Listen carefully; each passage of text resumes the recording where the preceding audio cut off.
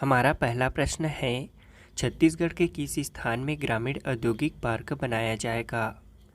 इसका right answer है option सी, जगदलपुर में। छत्तीसगढ़ के बस्तर जिला जगदलपुर से लगे तुरेनार में लगभग 1 करोड़ रुपए की लागत से ग्रामीण औद्योगिक पार्क का निर्माण किया जाएगा। इस मल्टी एक्टिविटी सेंटर में महिला समूहों को रोजगार की कई गतिविधियों से जोड़े जाएंगे। यहाँ फूड प्रोसेसिंग प्लांट समेत लगभग 8 अलग अलग तरह की गतिविधियाँ संचालित की जाएंगी। इसके लिए करीब 90 लाख रुपए की व्यवस्था डीएमएफ मद से की गई है। यहाँ से उत्पादित सामग्रियों को स्कूल और आश्रमों समेत अन्य शासकीय विभागों में भी सप्लाई की जाएंगी। अगला प्रश्न है, हाल ही में मुख्यमंत्री भूपेश बघेल ने प्रदेश के किस स्थान में आलू कोल्ड स्टोरेज और टाऊ प्रोसेसिंग प्लांट की स्थापना करने की घोषणा की है? इसका राइट आंसर है ऑप्शन सी, मनोरा जसपुर जिले में। मुख्यमंत्री भूपेश बघेल ने जसपुर विधानसभा क्षेत्र के मनोरा विकास खंड के अंतर्गत आस्था में आलू के कोल्ड स्टोरेज और टाऊ प्रोसेसिंग के लिए प्लांट की स्थापना करने की घोषणा किए हैं। अब हम छत्तीसगढ़ में आलू की फसल की स्थिति के बारे में भी जान लेते हैं। छत्तीसगढ़ में आलू की खेती प्रायः सभी जिलों में की जाती है। राज्य में विशेषतः उत्तरी पहाड़ी क्षेत्र के 5 जिले बलरामपुर, जसपुर, कोरिया, सूरजपुर और सरगुजा जिला आलू की उन्नत खेती के लिए बहुत ही उपयुक्त माना जाता है। इसी कारण सरगुजा जिला स्थित मैनपाट में आलू अनुसंधान केंद्र स्थापित किए गए हैं और अब छत्तीसगढ़ सरकार ने आलू के रख रखाव के लिए जसपुर मनोरा में आलू कोल्ड स्टोरेज स्थापित करने की घोषणा किए हैं। अगला प्रश्न है, नीति आयोग द्वारा जारी रैंकिंग में छत्तीसगढ़ के किस जिले को कृषि और जल संसाधन के क्षेत्र में उत्कृष्ट कार्य के लिए देश भर में प्रथम स्थान मिला है? इसका राइट आंसर है ऑप्शन सी, राजनांदगांव जिले को। नीति आयोग द्वारा जारी रैंकिंग में छत्तीसगढ़ के राजनांदगांव जिले को कृषि और जल संसाधन के क्षेत्र में उत्कृष्ट कार्य के लिए देश में प्रथम स्थान मिला है। बता दें कि नीति आयोग द्वारा जारी रैंकिंग में छत्तीसगढ़ की संस्कारधानी राजनांदगांव जिले को शामिल किया गया था। राजनांदगांव जिले को कृषि और जल संसाधन के क्षेत्र में उत्कृष्ट कार्य के लिए देश भर में प्रथम स्थान मिला है। कृषि और जल संसाधन के क्षेत्र में राजनांदगांव जिले के बेहतरीन कार्यों को देखते हुए जिले के लिए 3 करोड़ रुपए का अतिरिक्त आवंटन किया जा रहा है। अगला प्रश्न है, छत्तीसगढ़ के प्रसिद्ध गोंचा पर्व में चंदन यात्रा के बाद कौन सा विधान आयोजित किया जाता है? इसका राइट आंसर है ऑप्शन ए, नेत्रोत्सव विधान। 27 दिनों तक चलने वाले बस्तर के गोंचा पर्व में नेत्रोत्सव का विधान पूर्ण किया जा चुका है। बता दें कि चंदन यात्रा विधान के बाद प्रभु अनसर काल में थे। इस दौरान 15 दिनों तक इनका दर्शन वर्जित माना जाता है। नेत्रोत्सव विधान के समय जब भक्तों को प्रभु दर्शन देते हैं तो यही आध्यात्मिक मिलन ही नेत्रोत्सव कहलाता है। गोंचा पर्व में भगवान जगन्नाथ की रथ यात्रा प्रारंभ करने से पहले कौन सी रस्म निभाई जाती है? इसका राइट आंसर है ऑप्शन बी, छेरा पहरा। गोंचा पर्व में भगवान जगन्नाथ की रथ यात्रा प्रारंभ करने से पहले छेरा पहरा रस्म निभाई जाती है। इस विधान में सोने का झाड़ू लेकर रथ के चारों ओर छेरा पहरा करते हुए भगवान जगन्नाथ, बलभद्र और सुभद्रा की पूजा अर्चना कर रथ यात्रा शुरू करने का आशीर्वाद मांगा जाता है। अगला प्रश्न है, हाल ही में छत्तीसगढ़ से किसने मिसेस ताज यूनिवर्स का खिताब जीता है? इसका राइट आंसर है ऑप्शन डी, प्राची सोनी ने। प्राची सोनी ने आगरा में मिसेस ताज यूनिवर्स का खिताब अपने नाम कर लिया है। वे धमतरी जिले की रहने वाली हैं। अब प्राची राष्ट्रीय स्तर पर हुई इस प्रतियोगिता को जीतने के बाद अंतर्राष्ट्रीय स्तर पर होने वाली इसी स्पर्धा के लिए दुबई जाएंगी। इसमें मिस, मिसेस और मिस्टर 3 वर्गों में प्रतिस्पर्धा कराई गई थी। इसमें मिसेस वर्ग में अंतिम राउंड में 20 महिलाएं शामिल हुई थी। अंतिम राउंड में प्राची सोनी विनर रहीं। खिताब जीतने पर प्राची सोनी को क्राउन पहनाया गया और उन्हें 1 लाख रुपए की नगद पुरस्कार भी दी गई। अगला प्रश्न है, हाल ही में छत्तीसगढ़ के किस राष्ट्रीय उद्यान अथवा अभयारण्य में पहली बार फायरफ्लाई फेस्टिवल का आयोजन किया गया था? इसका राइट आंसर है ऑप्शन ए, कांगेर घाटी राष्ट्रीय उद्यान में। प्रदेश के बस्तर जिला जगदलपुर में स्थित कांगेर घाटी राष्ट्रीय उद्यान में पहली बार फायरफ्लाई फेस्टिवल का आयोजन किया गया था। हमारा अगला प्रश्न है, केंद्रीय वाणिज्य एवं उद्योग मंत्रालय द्वारा जारी ईज ऑफ डूइंग बिजनेस में छत्तीसगढ़ राज्य को देश भर में कौन सा स्थान मिला है? इसका राइट आंसर है ऑप्शन सी, दूसरा स्थान। केंद्रीय वाणिज्य एवं उद्योग मंत्रालय ने राज्यों में ईज ऑफ डूइंग बिजनेस यानी व्यवसाय करने योग्य माहौल को लेकर रिपोर्ट जारी की है। इसमें पूरे देश भर में छत्तीसगढ़ दूसरे स्थान पर है। रैंकिंग में business reform action plan BRSP 2020 में छत्तीसगढ़ को आकांक्षी राज्यों की श्रेणी में असम के बाद दूसरा स्थान मिला है। 2019 की रिपोर्ट में प्रदेश को 36 राज्यों में छठा स्थान हासिल हुआ था। इस बार BRSP रिपोर्ट में राज्यों को 4 अलग श्रेणियों में रखा गया है। इसमें छत्तीसगढ़ राज्य आकांक्षी राज्यों की श्रेणी में है। अगला प्रश्न है, छत्तीसगढ़ निजी विश्वविद्यालय विनियामक आयोग के नए अध्यक्ष कौन नियुक्त किए गए हैं? इसका राइट आंसर है option D, doctor Umesh Kumar Mishra. राज्यपाल अनुसुईया उइके द्वारा डॉक्टर उमेश कुमार मिश्र को छत्तीसगढ़ निजी विश्वविद्यालय विनियामक आयोग रायपुर के अध्यक्ष नियुक्त किए गए हैं। उनका कार्यकाल 70 वर्ष की आयु अथवा नियुक्ति से 3 वर्ष की अवधि तक के लिए होगा। इससे पहले डॉक्टर मिश्र छत्तीसगढ़ निजी विश्वविद्यालय विनियामक आयोग के कार्यकारी अध्यक्ष के पद पर कार्यरत थे। छत्तीसगढ़ निजी विश्वविद्यालय विनियामक आयोग का कार्यालय राजधानी रायपुर में स्थित है। अगला प्रश्न है, मुख्यमंत्री भूपेश बघेल द्वारा झुमका आइलैंड का लोकार्पण किया गया। यह किस जिले में स्थित है? इसका राइट आंसर है ऑप्शन बी, कोरिया जिले में। हाल ही में मुख्यमंत्री भूपेश बघेल द्वारा झुमका जलाशय के बीचों बीच झुमका आइलैंड का लोकार्पण किया गया। इस दौरान आइलैंड पर आई लव कोरिया का लोगो का भी उद्घाटन किया गया। साथ ही झुमका आइलैंड से मुख्यमंत्री ने कोरिया टूरिज्म की वेबसाइट को भी लॉन्च किया। हाल ही में छत्तीसगढ़ से किसे दिल्ली में हुमायूं केसरी और मदर टेरेसा ह्यूमैनिटी अवार्ड 2022 से सम्मानित किया गया है? इसका राइट आंसर है ऑप्शन सी, रूना शर्मा को।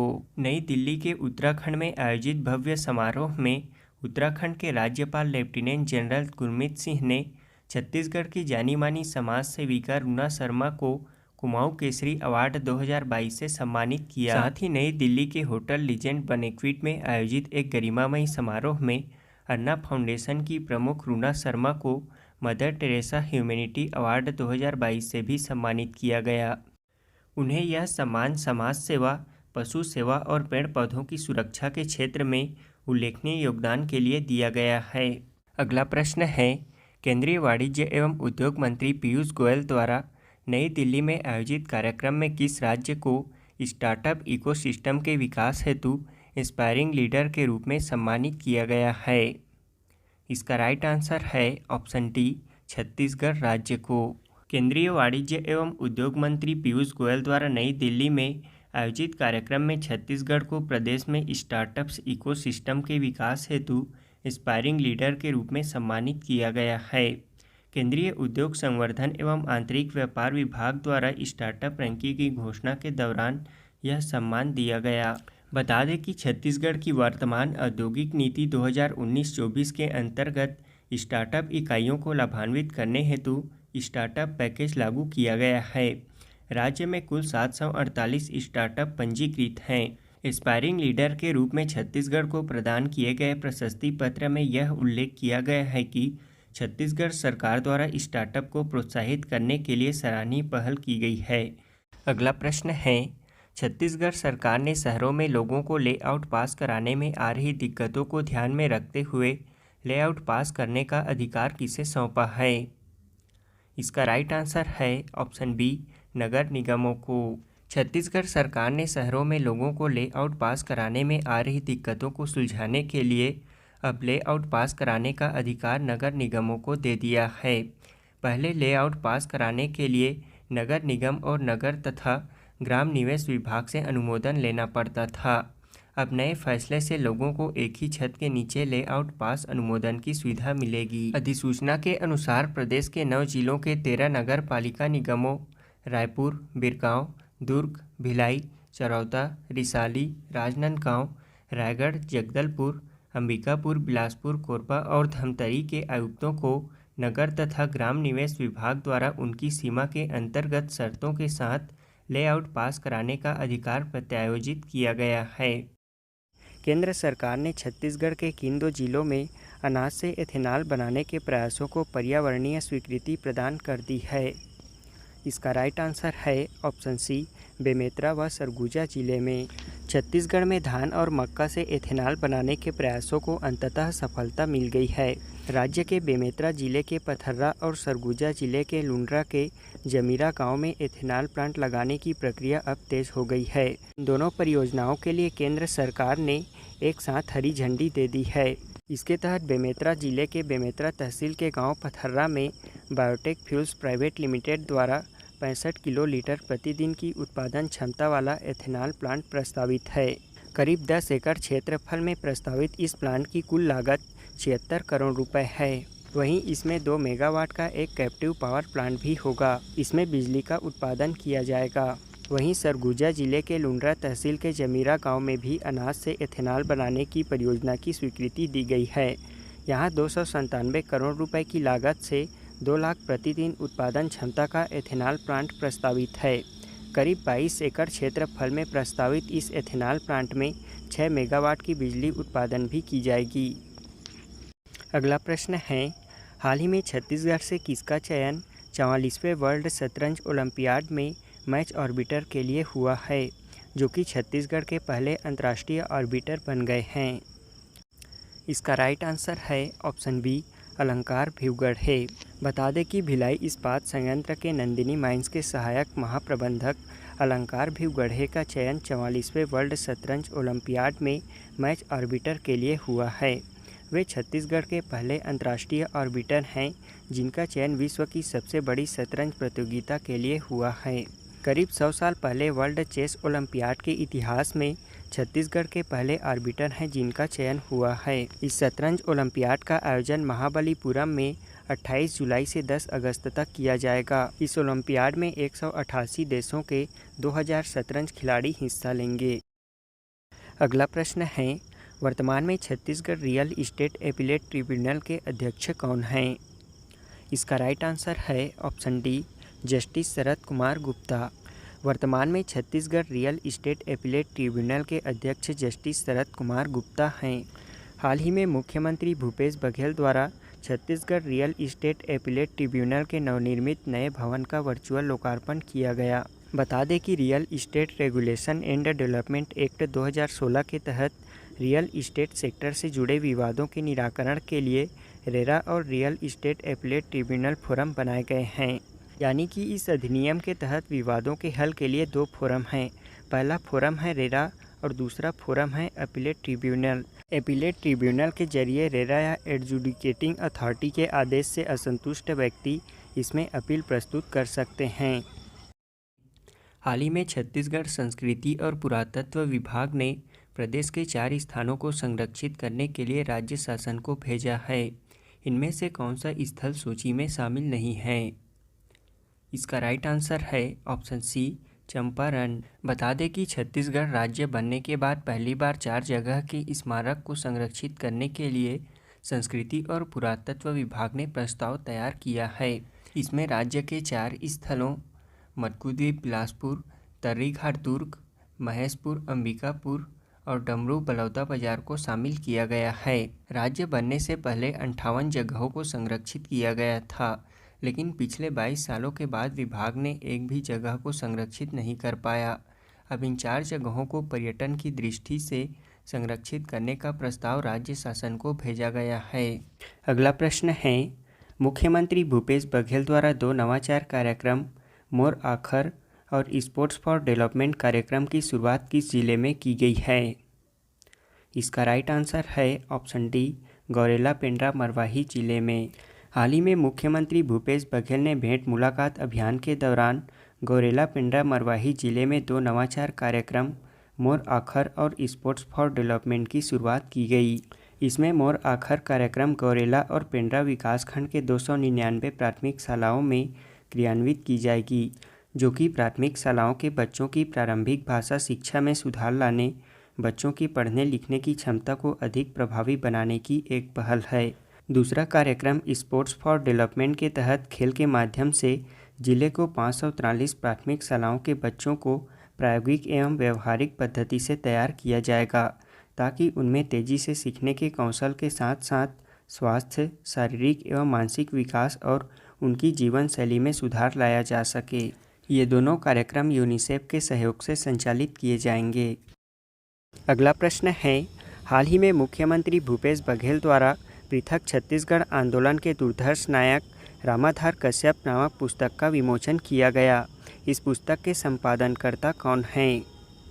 इसका राइट आंसर है ऑप्शन सी, डी महंत। हाल ही में मुख्यमंत्री भूपेश बघेल ने बिलासपुर के लखीराम ऑडिटोरियम में आयोजित कार्यक्रम में छत्तीसगढ़ राज्य निर्माण आंदोलन के अग्रिम पंक्ति के नेता एवं पूर्व राज्यसभा सांसद स्वर्गीय रामाधार कश्यप के व्यक्तित्व एवं कृतित्व पर आधारित पुस्तक पृथक छत्तीसगढ़ आंदोलन के दुर्धर्ष नायक रामाधार कश्यप का विमोचन किया गया। इस पुस्तक का संपादन डी महंत ने किया है। अगला प्रश्न है, इंदिरा गांधी राष्ट्रीय जनजातीय विश्वविद्यालय अमरकंटक के आजीविका व्यापार प्रशिक्षण केंद्र एवं छत्तीसगढ़ शासन के बीच छत्तीसगढ़ की किस जिले में सामुदायिक केंद्र अथवा कौशल विकास केंद्र की स्थापना हेतु MOU किया गया है? इसका राइट आंसर है ऑप्शन बी, गौरेला पेंड्रा मरवाही जिले में। इंदिरा गांधी राष्ट्रीय जनजातीय विश्वविद्यालय अमरकंटक के आजीविका व्यापार प्रशिक्षण केंद्र एवं छत्तीसगढ़ शासन के बीच छत्तीसगढ़ के गौरेला पेंड्रा मरवाही जिले में सामुदायिक केंद्र अथवा कौशल विकास केंद्र की स्थापना हेतु MOU किया गया है। बता दें कि मुख्यमंत्री भूपेश बघेल की उपस्थिति में गौरेला पेंड्रा मरवाही जिले के सर्किट हाउस में इंदिरा गांधी राष्ट्रीय जनजातीय विश्वविद्यालय अमरकंटक के आजीविका व्यापार प्रशिक्षण केंद्र एवं छत्तीसगढ़ शासन के बीच MOU हुआ है। इसके तहत गौरेला पेंड्रा मरवाही जिले में इंदिरा गांधी राष्ट्रीय जनजातीय विश्वविद्यालय अमरकंटक सामुदायिक केंद्र या कौशल विकास केंद्र की स्थापना की जाएगी। इसके लिए राज्य सरकार द्वारा जिले के ग्राम लालपुर में 3 हेक्टेयर भूमि आवंटित कर दी गई है। इस विश्वविद्यालय द्वारा स्थापित केंद्र में डिप्लोमा तथा डिग्री प्रोग्राम संचालित किए जाएंगे, जिसमें नेशनल स्किल क्वालिफिकेशन फ्रेमवर्क के अनुकूल एवं गाइडलाइन के अनुसार विभिन्न रोजगार उन्मुख कौशल पाठ्यक्रम शामिल होंगे। अगला प्रश्न है, हाल ही में मुख्यमंत्री भूपेश बघेल द्वारा भेंट मुलाकात अभियान के दौरान किस जिले में टूरिज्म सर्किट मैप का विमोचन किया गया है? इसका राइट आंसर है ऑप्शन ए, गौरेला पेंड्रा मरवाही जिले में। गौरेला पेंड्रा मरवाही जिले में भेंट मुलाकात कार्यक्रम के दौरान मुख्यमंत्री भूपेश बघेल ने गौरेला पेंड्रा मरवाही जिले के टूरिज्म सर्किट मैप का विमोचन किया। इस टूरिज्म सर्किट मैप में जिले के सभी धार्मिक, पर्यटन और ऐतिहासिक स्थलों को चिन्हांकित किया गया है। उद्योग एवं आंतरिक व्यापार संवर्धन विभाग द्वारा जारी राज्यों की स्टार्टअप रैंकिंग 2021 में छत्तीसगढ़ राज्य को किन राज्यों की श्रेणी में प्रथम स्थान मिला है? इसका राइट आंसर है ऑप्शन सी, आकांक्षी नेतृत्वकर्ता वाले राज्यों में। उद्योग एवं आंतरिक व्यापार संवर्धन विभाग द्वारा जारी राज्यों की स्टार्टअप रैंकिंग 2021 में छत्तीसगढ़ राज्य को आकांक्षी राज्यों की श्रेणी में प्रथम स्थान मिला है। इसके बाद दूसरे स्थान पर दिल्ली, तीसरे स्थान पर मध्य प्रदेश और चौथे स्थान पर राजस्थान हैं। राज्यों के इस स्टार्टअप रैंकिंग 2021 में बड़े राज्यों की श्रेणी में प्रथम स्थान पर केरल, दूसरे स्थान पर महाराष्ट्र और तीसरे स्थान पर उड़ीसा है, जबकि केंद्र शासित राज्य प्रदेशों में जम्मू कश्मीर प्रथम स्थान पर है। वहीं नेतृत्वकर्ता श्रेणी में शीर्ष प्रदर्शन करने वाले राज्य हैं। प्रथम स्थान पर उत्तर प्रदेश, दूसरे स्थान पर पंजाब और तीसरे स्थान पर उत्तराखंड हैं। याद रखेंगे, इस रैंकिंग में हमारा छत्तीसगढ़ आकांक्षी राज्यों में प्रथम स्थान पर है। हमारा अगला प्रश्न है, हाल ही में किस राज्य सरकार ने स्कूल शिक्षा विभाग द्वारा स्कूलों में प्रार्थना सभा की शुरुआत राष्ट्रगान से, उसके बाद राज्य गीत गाना अनिवार्य किया है? इसका राइट आंसर है ऑप्शन बी, छत्तीसगढ़ सरकार ने। अगला प्रश्न है, छत्तीसगढ़ के सुराजी गांव योजना के गरुआ घटक के तहत प्रदेश के किस जिले में स्वावलंबी गौठानों की संख्या सर्वाधिक है? इसका राइट आंसर है ऑप्शन डी, रायगढ़ जिले में। बता दें कि छत्तीसगढ़ सरकार की फ्लैगशिप योजनाओं में से महत्वपूर्ण सुराजी गांव योजना के गरुआ घटक के तहत अब तक राज्य में निर्मित एवं सक्रिय रूप से संचालित 8,408 गौठानों में से 3,089 गौठान स्वावलंबी हो चुके हैं। स्वावलंबी गौठान गोबर खरीदी से लेकर वर्मी कंपोस्ट के निर्माण के लिए स्वयं के पास उपलब्ध राशि का उपयोग करने लगे हैं। इसके तहत रायगढ़ जिले में सर्वाधिक 279 गौठान स्वावलंबी हो चुके हैं। वहीं राजनांदगांव जिला प्रदेश में दूसरे स्थान पर है, जहां स्वावलंबी गौठानों की संख्या 221 हो गई है और तीसरे स्थान पर जांजगीर चांपा जिला है, जहां 190 गौठान स्वावलंबी हो चुके हैं। केंद्रीय शिक्षा मंत्रालय ने पहली बार स्कूली शिक्षा की जिलेवार रिपोर्ट जारी की है। इसके तहत छत्तीसगढ़ में स्कूल एजुकेशन के मामले में सबसे उत्तम स्थिति पर कौन सा जिला है? इसका राइट आंसर है ऑप्शन बी, सरगुजा जिला। केंद्रीय शिक्षा मंत्रालय ने पहली बार स्कूल शिक्षा की जिलेवार रिपोर्ट जारी की है। इसके तहत सरगुजा जिला स्कूल एजुकेशन के मामले में सबसे उत्तम स्थिति पर है। इसके बाद क्रमशः दूसरे स्थान पर रायपुर, तीसरे स्थान पर दुर्ग और चौथे स्थान पर राजनांदगांव हैं। वहीं दूसरी तरफ डिजिटल लर्निंग में छत्तीसगढ़ का परफॉर्मेंस काफ़ी खराब है। प्रदेश के 24 जिलों का डिजिटल लर्निंग के मामले में खराब प्रदर्शन रहा है। ये जिले डिजिटल लर्निंग के लिए तय किए गए 30% मानक अंक भी पार नहीं कर पाए। वहीं राज्य स्तर पर 2019-20 में कवर्धा के स्कूलों का प्रदर्शन बेहतर हुआ है। यह प्रदेश का एकमात्र जिला है जिसने अपने परफॉर्मेंस में सुधार करते हुए उत्तम श्रेणी में स्थान बनाया है। अगला प्रश्न है, हाल ही में छत्तीसगढ़ सरकार ने स्कूली बच्चों के लिए सप्ताह के किस दिवस को बैगलेस डे घोषित किया है? इसका राइट आंसर है ऑप्शन डी, शनिवार को। छत्तीसगढ़ सरकार ने स्कूली बच्चों के लिए सप्ताह के प्रत्येक शनिवार को बैगलेस डे यानी बिना बैग का दिन घोषित किया है। अब स्कूली बच्चे हर शनिवार को खेल खेल में पढ़ाई करेंगे। स्कूली शिक्षा को रोचक, व्यवहारिक और अपने आसपास के माहौल से जोड़ने के लिए स्कूल शिक्षा विभाग द्वारा यह कदम उठाया गया है। अगला प्रश्न है, एमडीआर और मीडिया सर्वे रिपोर्ट में अखिल भारतीय आयुर्विज्ञान संस्थान एम्स रायपुर देश भर में कौन से स्थान पर है? इसका राइट आंसर है ऑप्शन ए, 31वें स्थान पर। एमडीआर और मीडिया सर्वे में अखिल भारतीय आयुर्विज्ञान संस्थान मेडिकल कॉलेज ने देश में 31वां स्थान हासिल किया है। पिछले साल सर्वे में यह 35वें स्थान पर था। इतना ही नहीं, देश के उन 4 मेडिकल कॉलेज जहां एमबीबीएस के 5 साल की पढ़ाई सस्ती होती है, उनमें भी एम्स रायपुर ने चौथा स्थान हासिल किया है। एमबीबीएस की सबसे सस्ती पढ़ाई में एम्स दिल्ली सबसे प्रथम स्थान पर है। छत्तीसगढ़ के किस जिले में पहली बार इंटरनेशनल बैडमिंटन चैंपियनशिप 2022 होने जा रहा है? इसका राइट आंसर है ऑप्शन डी, रायपुर जिले में। प्रदेश की राजधानी रायपुर के international challenge Balbir Singh Juneja indoor stadium में 20 सितंबर से 25 सितंबर 2022 तक इंटरनेशनल बैडमिंटन चैंपियनशिप 2022 होने जा रहा है। बता दें कि भारत में इस साल होने वाले इंटरनेशनल टूर्नामेंट की शुरुआत नागपुर से होगी, जिसके बाद पहली बार रायपुर में इंटरनेशनल चैंपियनशिप का आयोजन किया जाएगा। अगला प्रश्न है, 2023 में चीन में होने वाले एशियन गेम्स में स्केटिंग में भारत के लिए छत्तीसगढ़ से कौन प्रतिनिधित्व करेंगे? इसका राइट आंसर है ऑप्शन सी, अमितेश मिश्रा। सन 2023 में चीन में होने एशियन एशियन गेम्स स्केटिंग में भारत के लिए छत्तीसगढ़ से अमितेश मिश्रा प्रतिनिधित्व करेंगे।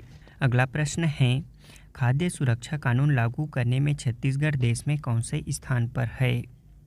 इसका राइट आंसर है ऑप्शन सी, 19वें स्थान पर। राष्ट्रीय खाद्य सुरक्षा अधिनियम को लागू करने में छत्तीसगढ़ 19वें स्थान पर है।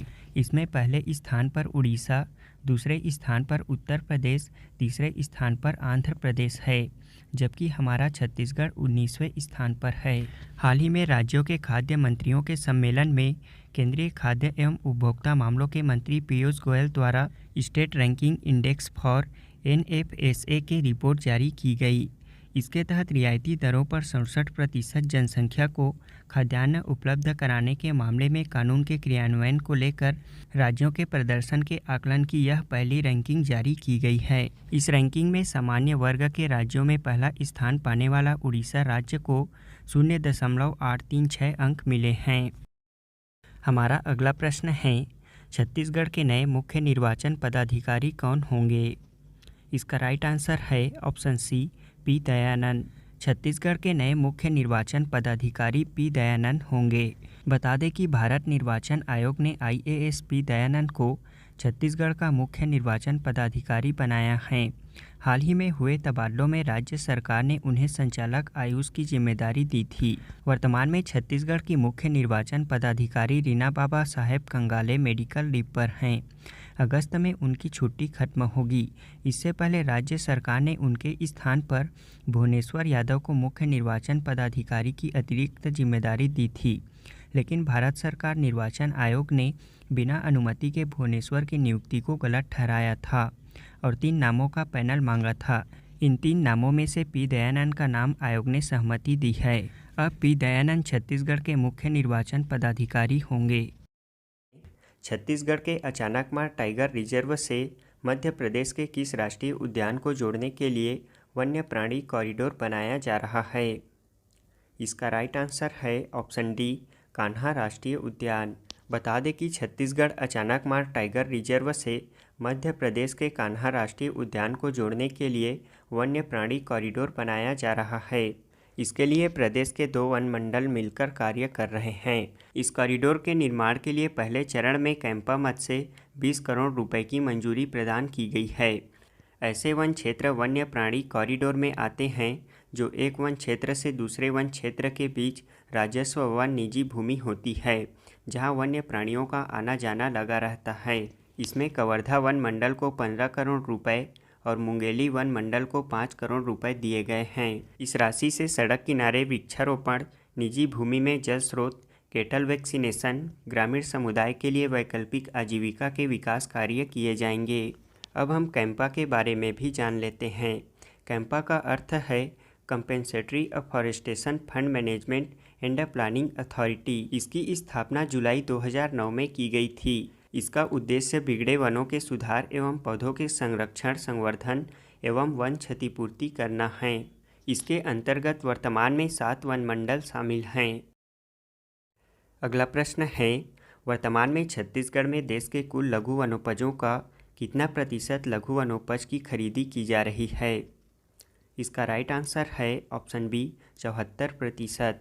वर्तमान में छत्तीसगढ़ में देश के कुल लघु वनोपजों का लगभग 3/4 यानी कि 74% लघु वनोपज अकेले छत्तीसगढ़ राज्य द्वारा खरीदा जा रहा है। इस प्रकार देश में सबसे अधिक लघु वनोपज खरीदी करने वाला छत्तीसगढ़ पहला राज्य है। यह आंकड़ा भारत सरकार द्वारा जारी की गई है। इसके लिए केंद्रीय मंत्री ने स्वयं मुख्यमंत्री को लघु वनोपज प्रोत्साहन के लिए पुरस्कार भी प्रदान किया है। वर्तमान में छत्तीसगढ़ में लगभग 13,50,000 से ज़्यादा अधिक तेंदुपत्ता संग्राहक हैं, जिसमें लघु वनोपज के संग्रहण के लिए लगभग 4,50,000 महिला समूह कार्यरत हैं। वहीं छत्तीसगढ़ सरकार द्वारा वर्तमान में 65 प्रकार के लघु वनोपजों की खरीदी समर्थन मूल्य पर की जा रही है। हमारा अगला प्रश्न है, हाल ही में प्रदेश में सुरक्षित गुरुवार कार्यक्रम का शुभारंभ किनके द्वारा किया गया? इसका राइट आंसर है option B, doctor Premsai Singh Tekam द्वारा। छत्तीसगढ़ के स्कूल शिक्षा मंत्री डॉक्टर प्रेमसाय सिंह टेकाम ने कोविड महामारी से बचाव के लिए सुरक्षित गुरुवार कार्यक्रम का शुभारंभ किया गया। कोरोना महामारी से स्कूल बंद होना और बच्चों का घरों में कैद हो जाना अत्यधिक कठिन दौर था। इन परिस्थितियों में बच्चों के द्वारा सुरक्षित व्यवहार के माध्यम से अपने तथा अपने परिवार के बच्चे को कैसे सुरक्षित रखें, इसे ध्यान में रखकर सुरक्षित गुरुवार की अवधारणा को प्रारंभ किया गया है। इस कार्यक्रम को शिक्षा विभाग ने यूनिसेफ के सहयोग से तैयार किया है। अगला प्रश्न है, वर्तमान में छत्तीसगढ़ राज्य मछुआ कल्याण बोर्ड के अध्यक्ष कौन हैं? इसका राइट आंसर है ऑप्शन ए, M.R. निषाद। वर्तमान में छत्तीसगढ़ राज्य मछुआ कल्याण बोर्ड के अध्यक्ष M.R. निषाद हैं। मुख्य सचिव अमिताभ जैन की अध्यक्षता में गठित राज्य स्तरीय जल संसाधन उपयोग समिति की बैठक में प्रदेश के कितने गांवों में जल जीवन मिशन के तहत पेयजल की आपूर्ति करने का निर्णय लिया गया है? इसका राइट आंसर है ऑप्शन सी, 469 गाँवों में। बता दें कि हाल ही में मुख्य सचिव अमिताभ जैन की अध्यक्षता में गठित राज्य स्तरीय जल संसाधन उपयोग समिति की बैठक में प्रदेश के 469 गाँव में जल जीवन मिशन के तहत पेयजल की आपूर्ति करने का निर्णय लिया गया है।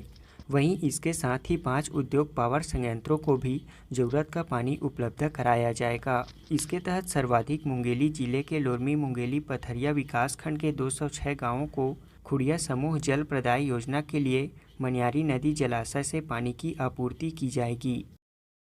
अगला प्रश्न है, अखिल भारतीय सिविल सर्विसेज महिला हॉकी टूर्नामेंट 2021-22 में छत्तीसगढ़ ने कौन सा स्थान प्राप्त किया है? इसका राइट आंसर है ऑप्शन बी, तीसरा स्थान।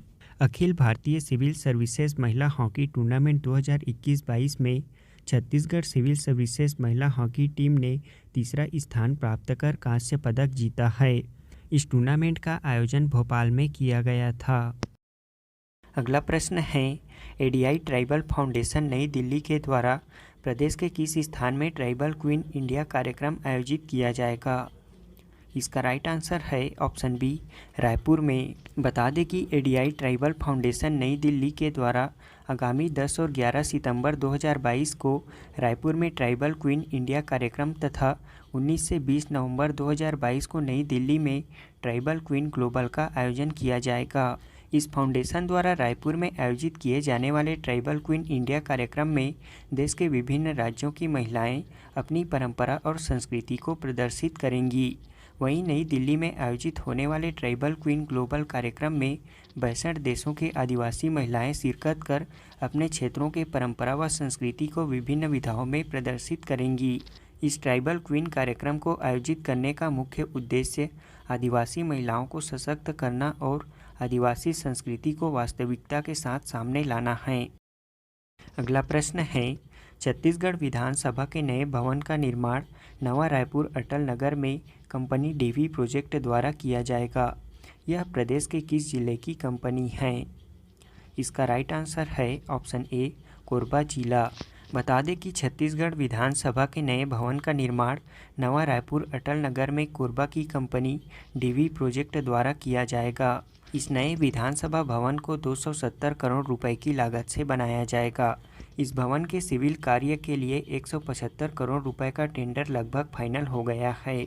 लोक निर्माण विभाग के मुताबिक नवा रायपुर अटल नगर में मंत्रालय महानदी भवन व विभागाध्यक्ष कार्यालय इंद्रावती भवन के बीच पिछले हिस्से में 51 एकड़ भूमि पर नए विधानसभा भवन का निर्माण प्रस्तावित है। यह भवन 52,497 वर्ग मीटर में बनाया जाएगा। यह भवन 200 विधायकों की बैठक क्षमता का सदन होगा।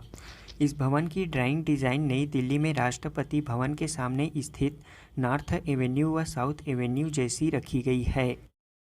छत्तीसगढ़ के किस वन मंडल के अंतर्गत नगर पालिका क्षेत्र को भारत सरकार पर्यावरण, वन एवं जलवायु परिवर्तन मंत्रालय नई दिल्ली के निर्देशानुसार नगर वन के रूप में विकसित किए जाने हेतु चयन किया गया है?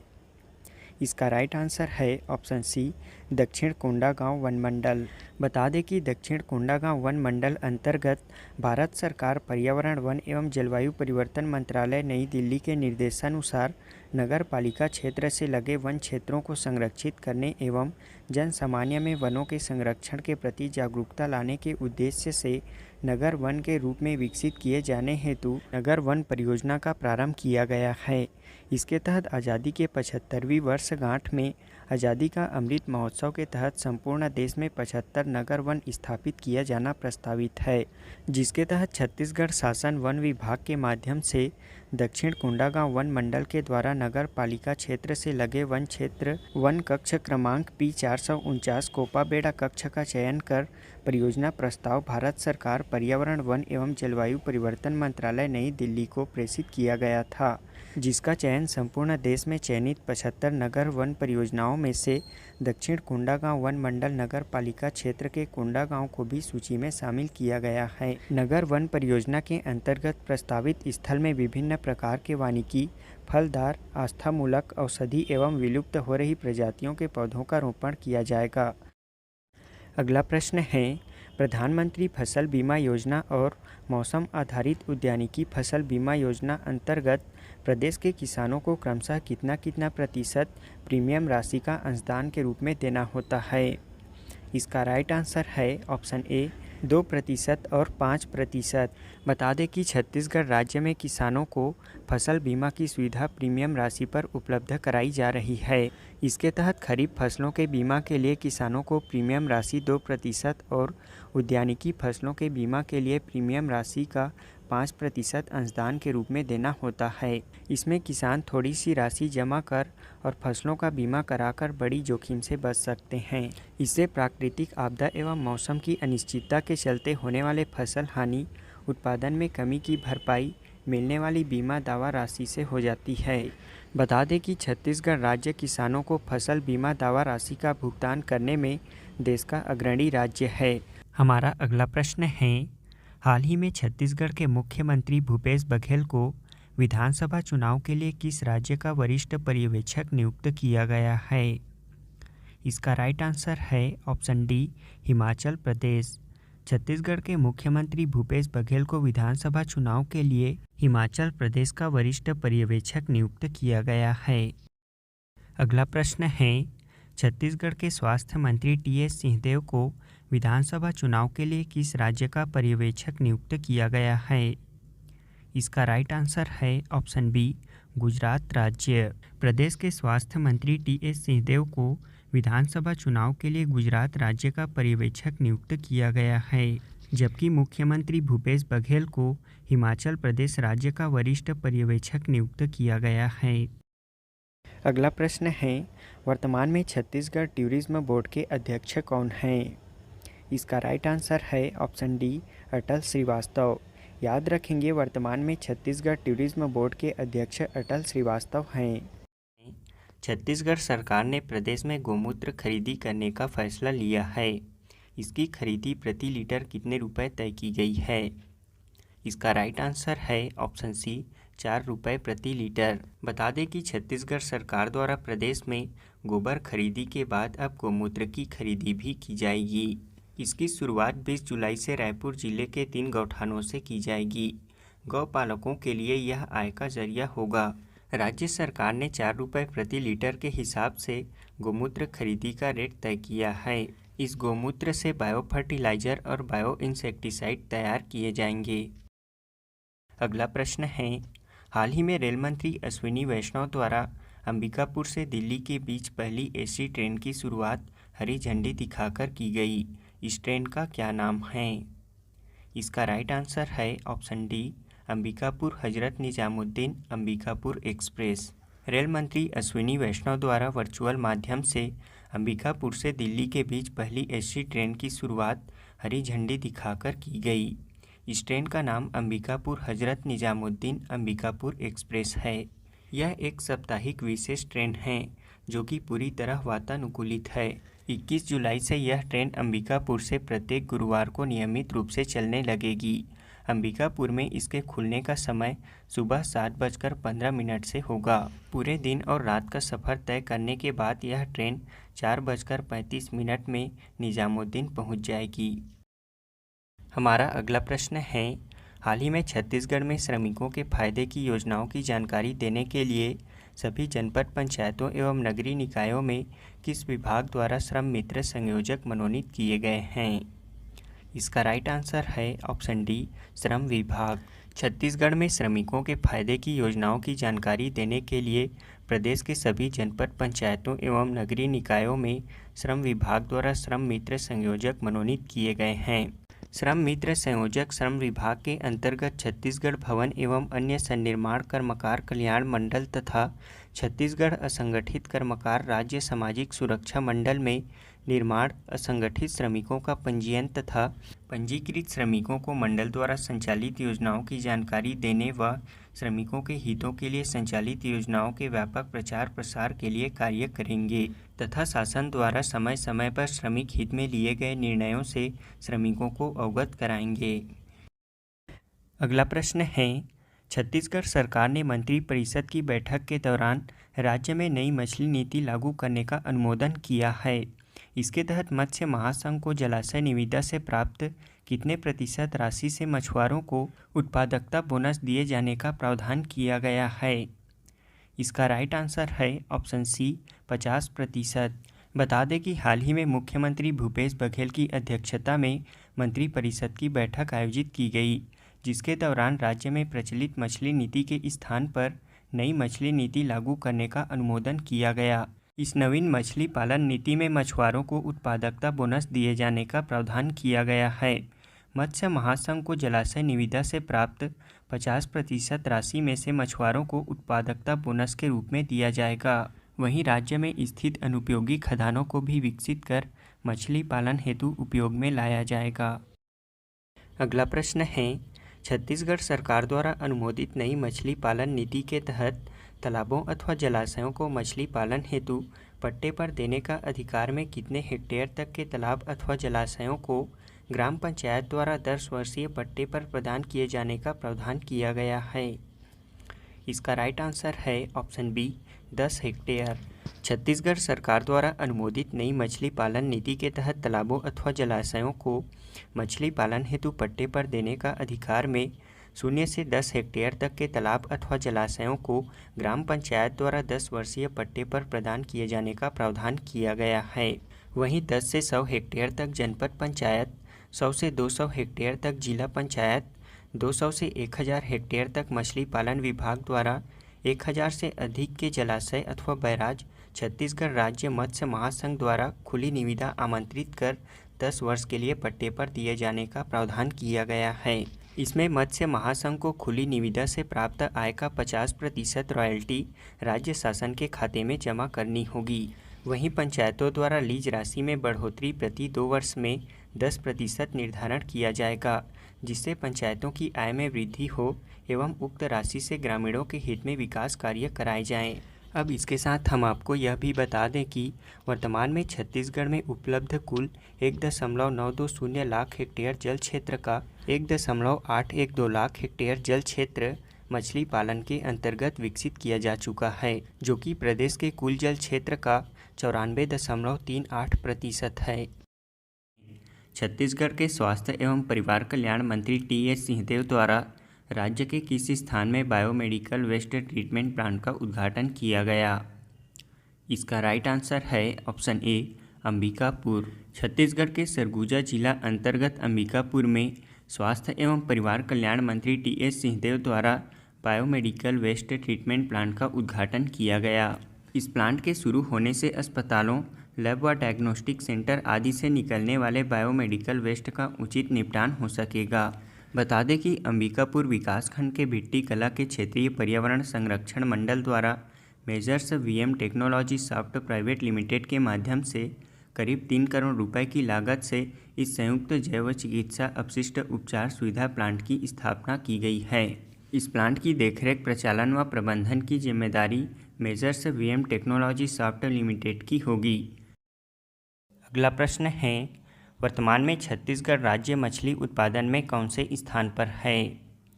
इसका राइट आंसर है ऑप्शन डी, 6वें स्थान पर। वर्तमान में छत्तीसगढ़ राज्य देश भर में मछली उत्पादन में 6वें स्थान पर है, जबकि मत्स्य बीज उत्पादन के क्षेत्र में आत्मनिर्भर होकर छत्तीसगढ़ 5वें स्थान पर है। वर्तमान में छत्तीसगढ़ राज्य की औसत मत्स्य उत्पादकता 4000 मीट्रिक टन प्रति हेक्टेयर हो गई है। वहीं प्रगतिशील मत्स्य कृषक मछली पालन की नवीन तकनीकी अपनाकर एवं उन्नत प्रजातियों का पालन कर प्रति हेक्टेयर 8000 से 10000 मीट्रिक टन मत्स्य उत्पादन कर रहे हैं। बता दें कि प्रदेश में लगभग 2 लाख हेक्टेयर जल क्षेत्र उपलब्ध है, जिसमें से लगभग 1.961 लाख हेक्टेयर क्षेत्र में मछली पालन का कार्य किया जा रहा है। अगला प्रश्न है, छत्तीसगढ़ में आज़ादी का अमृत महोत्सव के तहत हर घर तिरंगा अभियान कब से कब तक आयोजित किया जाएगा? इसका राइट आंसर है ऑप्शन सी, 11 से 17 अगस्त 2022 तक। छत्तीसगढ़ राज्य में आज़ादी का अमृत महोत्सव के तहत हर घर तिरंगा अभियान 11 से 17 अगस्त 2022 तक आयोजित किया जाएगा। अगला प्रश्न है, दिव्यांग बच्चों के विशिष्ट कला प्रतिभा को प्रोत्साहित करने झारखंड में राष्ट्रीय स्तर पर आयोजित सबल अवार्ड में छत्तीसगढ़ राज्य का प्रतिनिधित्व कर किसने तीसरा स्थान प्राप्त किया है? इसका राइट आंसर है ऑप्शन बी, रघुनाथ नाग ने। हाल ही में झारखंड राज्य के जमशेदपुर में टाटा स्टील फाउंडेशन द्वारा दिव्यांग बच्चों के विशिष्ट कला प्रतिभा को प्रोत्साहित करने राष्ट्रीय स्तर पर आयोजित सबल अवार्ड में छत्तीसगढ़ राज्य का प्रतिनिधित्व किया। अगला प्रश्न है, छत्तीसगढ़ का पहला एथेनॉल उत्पादन संयंत्र कहाँ खोला जाएगा? इसका राइट आंसर है ऑप्शन बी, सरगुजा जिले में। छत्तीसगढ़ का पहला एथेनॉल उत्पादन संयंत्र सरगुजा जिले में खोला जाएगा। इस एथेनॉल संयंत्र के लिए शासन द्वारा 297 करोड़ रुपए की स्वीकृति प्रदान की गई है। यह संयंत्र सरगुजा जिले के विधानसभा क्षेत्र जुंडरा अंतर्गत ग्राम जमीरा में स्थापित किया जाएगा। बता दें कि राज्य सरकार ने 2 एथेनॉल उत्पादन संयंत्र लगाने का निर्णय लिया है। इसके तहत शासन द्वारा संयंत्र के लिए बजट स्वीकृति प्रदान करने के साथ ही इसे खोलने की प्रक्रिया भी प्रारंभ कर दी गई है। अगला प्रश्न है, छत्तीसगढ़ की राजधानी रायपुर में हर घर हरियाली अभियान की शुरुआत कब से की गई है? इसका राइट आंसर है ऑप्शन ए 18 जुलाई 2022 से। प्रदेश की राजधानी रायपुर में हर घर हरियाली अभियान की शुरुआत पहले सावन सोमवार 18 जुलाई 2022 से की गई है। हर घर हरियाली के तहत घर घर पौधों का वितरण किया जा रहा है। इसमें वन और उद्यानिकी विभाग, ग्राम पंचायत, नगरीय निकाय कार्यालय तक मांग के अनुसार संख्या में पौधे उपलब्ध कराए जाएंगे। इस अभियान में 28 प्रजाति के 2 लाख पौधे लगाने का लक्ष्य रखा गया है।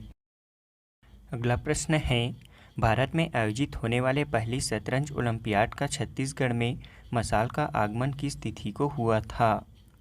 इसका राइट आंसर है ऑप्शन डी 16 जुलाई को। बता दें कि भारत में आयोजित होने वाले पहली शतरंज ओलंपियाड का छत्तीसगढ़ में मशाल का आगमन 16 जुलाई को हुआ था। इस मशाल को राजधानी रायपुर के स्वामी विवेकानंद एयरपोर्ट रायपुर से पंडित दीनदयाल उपाध्याय ऑडिटोरियम लाया गया था। इस मशाल को भारतीय शतरंज खिलाड़ी प्रवीण थीपसे द्वारा लाया गया था। सुप्रीम कोर्ट ने छत्तीसगढ़ हाईकोर्ट में 2 नए जज की नियुक्ति के लिए हरी झंडी दे दी है। इन 2 जजों की नियुक्ति से हाईकोर्ट में जजों की संख्या कितनी हो जाएगी? इसका राइट आंसर है ऑप्शन सी 14। सुप्रीम कोर्ट ने छत्तीसगढ़ हाईकोर्ट में 2 नए जजों की नियुक्ति के लिए हरी झंडी दे दी है। इसमें बार कोटे से 1 और बेंच कोटे से 1 के नाम पर मुहर लगाई गई है। सुप्रीम कोर्ट के चीफ जस्टिस ने नियुक्ति के लिए राष्ट्रपति से अनुशंसा की है। इस बार ऐसा पहली बार हुआ है जब एसोसिएशन के किसी पूर्व पदाधिकारी को जज बनने का मौका मिला है। इससे पहले justice Prashant Mishra state bar council के चेयरमैन रहते हुए जज बने थे। इसके तहत बार कोर्ट से हाईकोर्ट बार एसोसिएशन के पूर्व सचिव राकेश पांडे और बिलासपुर के जिला सत्र एवं सत्र न्यायाधीश राधा कृष्ण अग्रवाल हाईकोर्ट जज बनेंगे। वर्तमान में बिलासपुर हाईकोर्ट में जजों की संख्या 12 है। अब इन 2 जजों की नियुक्ति से इनकी संख्या 14 हो जाएगी। बता दें कि छत्तीसगढ़ हाईकोर्ट में जजों के 22 पद स्वीकृत हैं, जिसमें अब पदस्थ जजों की संख्या 14 हो जाएगी। अगला प्रश्न है, Chhattisgarh state power generation company ने विद्युत उत्पादन के मामले में देश भर के 33 स्टेट पावर सेक्टर में कौन सा स्थान प्राप्त किया है? इसका राइट आंसर है ऑप्शन ए 4था स्थान। Chhattisgarh state power generation company ने विद्युत उत्पादन के मामले में देश भर के 33 स्टेट पावर सेक्टर में 4था स्थान प्राप्त किया है।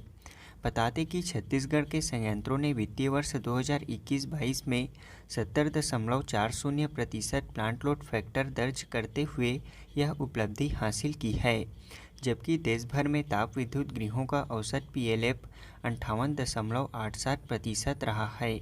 इसमें प्लांट लोड फैक्टर का मतलब संयंत्र की उत्पादन क्षमता की तुलना में उत्पादित बिजली से है।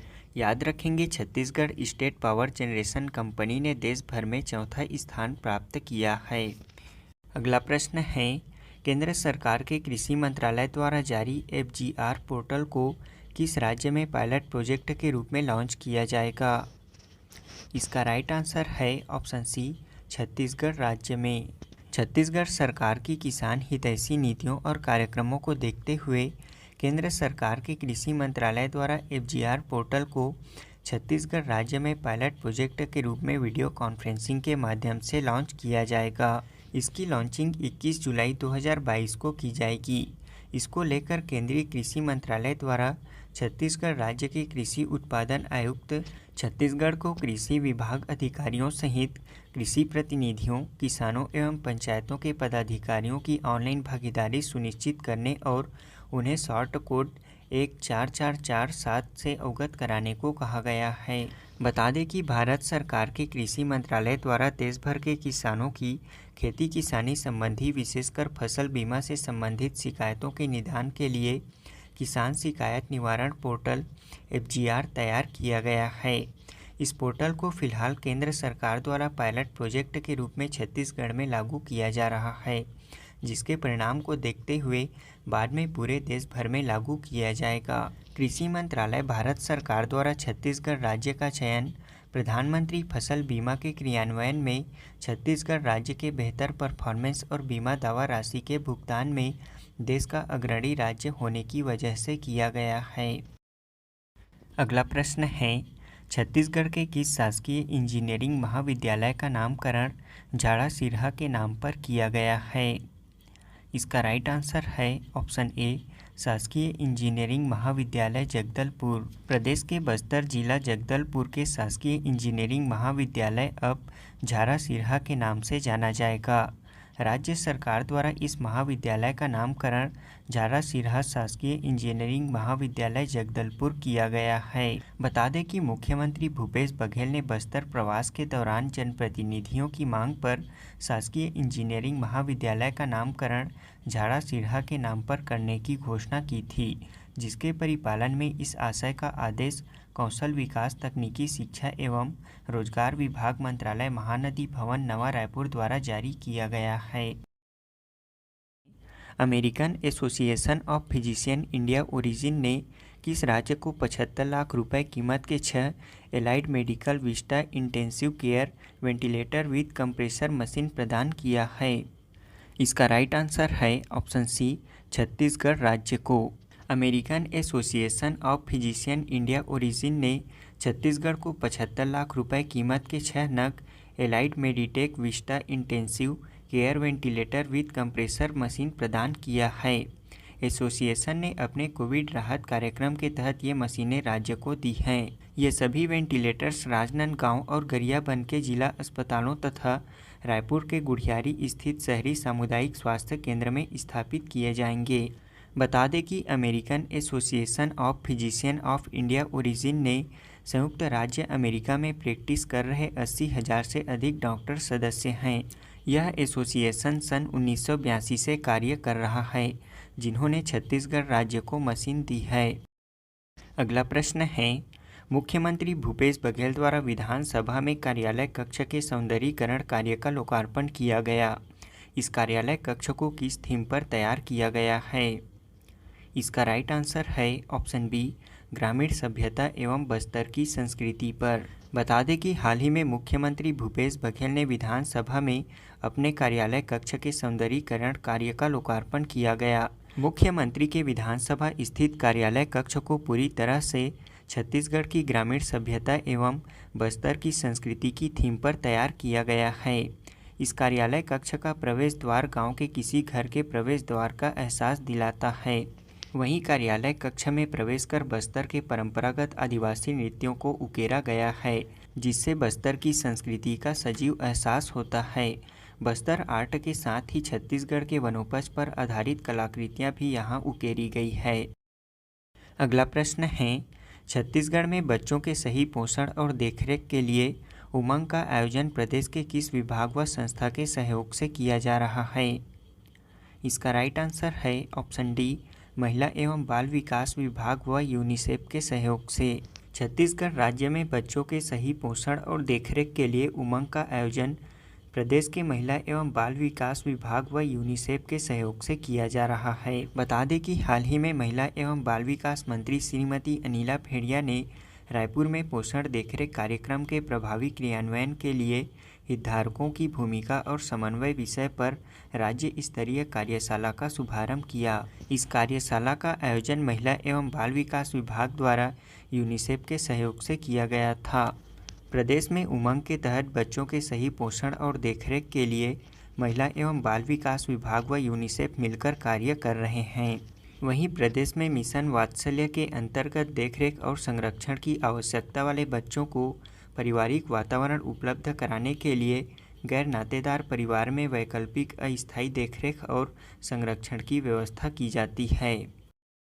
छत्तीसगढ़ राज्य में वर्तमान में प्रति व्यक्ति ऊर्जा की खपत कितनी है? इसका राइट आंसर है ऑप्शन बी, 2500 यूनिट। छत्तीसगढ़ राज्य में वर्तमान में प्रति व्यक्ति ऊर्जा की खपत 2500 यूनिट है। बता दें कि विकसित राज्यों के आकलन में प्रति व्यक्ति बिजली की औसत खपत भी एक महत्वपूर्ण पैमाना होता है।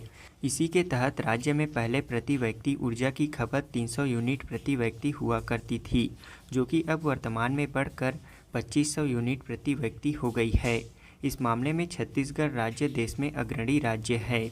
वहीं वर्तमान में पारेषण प्रणाली के 127 अति उच्च दाब केंद्र संचालित हो रहे हैं। वहीं राज्य में वर्तमान में उच्च दाब लाइनों की कुल लंबाई लगभग 13,500 किलोमीटर है। अगला प्रश्न है, हाल ही में टीएस सिंहदेव द्वारा पंचायत एवं ग्रामीण विकास विभाग के पद से इस्तीफे के बाद पंचायत एवं ग्रामीण विकास मंत्री कौन बनाए गए हैं? इसका राइट आंसर है ऑप्शन डी, रविंद्र चौबे। बता दें कि हाल ही में पिछले दिनों टीएस सिंहदेव द्वारा पंचायत एवं ग्रामीण विकास विभाग पद से इस्तीफा दे दिया गया था, जिसके बाद पंचायत एवं ग्रामीण विकास मंत्री रविंद्र चौबे बनाए गए हैं। अब रविंद्र चौबे संसदीय कार्य, कृषि विकास एवं किसान कल्याण तथा जैव प्रौद्योगिकी, पशुधन विकास, मछली पालन, जल संसाधन एवं पंचायत एवं ग्रामीण विकास मंत्री हैं। इस विषय का आदेश सामान्य प्रशासन विभाग द्वारा 21 जुलाई 2022 को अधिसूचना जारी किया गया। इस प्रकार पंचायत एवं ग्रामीण विकास विभाग का पद रविंद्र चौबे को दिया गया है। हमारा अगला प्रश्न है, हाल ही में छत्तीसगढ़ शासन ने किसे कैबिनेट मंत्री का दर्जा प्रदान किया है? इसका राइट आंसर है ऑप्शन ए, सुनील सन्नी को। छत्तीसगढ़ शासन ने छत्तीसगढ़ भवन एवं अन्य सन्निर्माण कर्मकार कल्याण मंडल के अध्यक्ष सुशील सन्नी अग्रवाल को कैबिनेट मंत्री का दर्जा प्रदान किया है।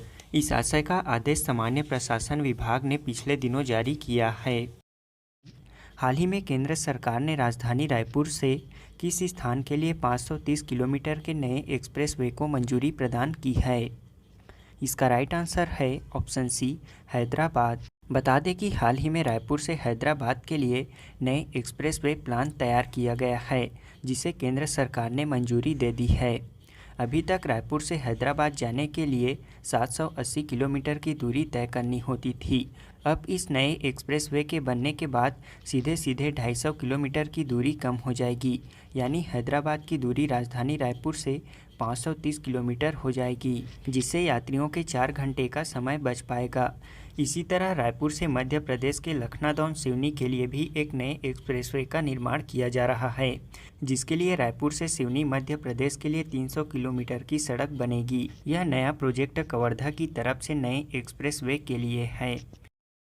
अगला प्रश्न है, हाल ही में छत्तीसगढ़ के किस आईपीएस अफसर को बाढ़ग्रस्त गांव में मदद के लिए आपदा प्रबंधन कैटेगरी में नेशनल अवार्ड से सम्मानित किया गया है? इसका राइट आंसर है ऑप्शन बी, संतोष सिंह को। छत्तीसगढ़ के आईपीएस अफसर संतोष सिंह को बाढ़ग्रस्त गांव में मदद के लिए आपदा प्रबंधन कैटेगरी में नेशनल अवार्ड से सम्मानित किया गया है। यह अवार्ड उन्हें नोएडा की एक संस्था गवर्नेंस नाउ ने आपदा प्रबंधन कैटेगरी में दिया है। साल 2022 के इस अवार्ड सेरेमनी में छत्तीसगढ़ से सम्मानित होने वाले संतोष सिंह अकेले अफसर हैं। बता दें, रायगढ़ के एसपी रहते हुए संतोष सिंह और उनकी पुलिस टीम ने रेस्क्यू ऑपरेशन चलाया था, जिसकी वजह से उन्हें यह अवार्ड दिया गया है। अगस्त 2020 में महानदी की भयावह बाढ़ के दौरान रायगढ़ एसपी रहे संतोष सिंह ने संवेदना अभियान लॉन्च किया था। अगला प्रश्न है, नीति आयोग द्वारा जारी इनोवेशन इंडेक्स 2021 में छत्तीसगढ़ राज्य कौन से स्थान पर है? इसका राइट आंसर है ऑप्शन डी, 17वें स्थान पर। छत्तीसगढ़ राज्य नीति आयोग द्वारा जारी इनोवेशन इंडेक्स में 17वें स्थान पर है। इस रैंकिंग में छत्तीसगढ़ राज्य को प्रमुख राज्यों की श्रेणी में 10.97 अंक प्राप्त हुए हैं। इस श्रेणी में कर्नाटक राज्य 18 अंकों के साथ शीर्ष प्रथम स्थान पर है। इसके बाद क्रमशः दूसरे स्थान पर तेलंगाना, तीसरे स्थान पर हरियाणा और चौथे स्थान पर महाराष्ट्र है।